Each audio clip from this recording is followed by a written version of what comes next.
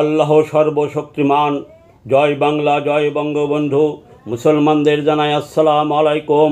অন্য ধর্মবর্ণ সকলের প্রতি আন্তরিক শুভেচ্ছা, অভিনন্দন, মোবারকবাদ।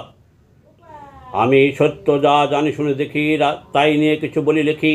রাজশাহীর মেয়র মহোদয় খায়রুজ্জামান লিটন সাহেবের মন কত নরম, আছে তাহার ন্যায় নীতি লজ্জা শরম।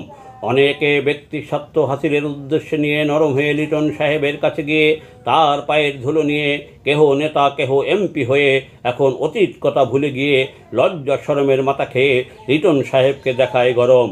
তারা যে হাইব্রিড মূল্যায়ন গ্রুপের নেতা, বলে শুধু বড় কথা। নেতা থেকে প্রমোশন পেয়ে হয়েছে নেতাই, সাথে জনগণ ভালো কর্মী নয়।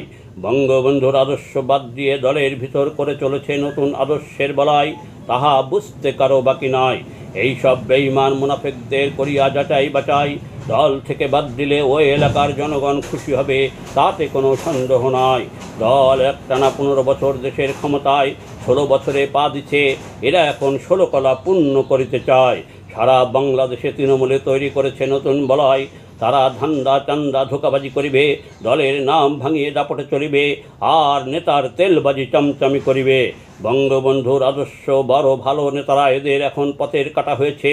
তাই বঙ্গবন্ধুর আদর্শের অনেক মেয়র এমপি মন্ত্রী নেতাদের বিরুদ্ধে মিথ্যা কথা বলে চলেছে, তাদের স্বার্থ হাসিল করিতে চায়। কিন্তু এদের কি জানা নাই, বেঈমান মুনাফিক নেতাই দল থেকে 1000 জন চলে গেলেও দলের লাভ ছাড়া ক্ষতি হবে না। কারণ এদের 100, 200, 500, 1000 তেলবাজ চামচা কেডার ছাড়া জনগণ মন থেকে ভালোবাসে না। আর লিটন সাহেবের মতো ছোট বড় নেতা আছে যত, তাদের ধান্দাবাজ তেলবাজ চামচা কেডার নাই।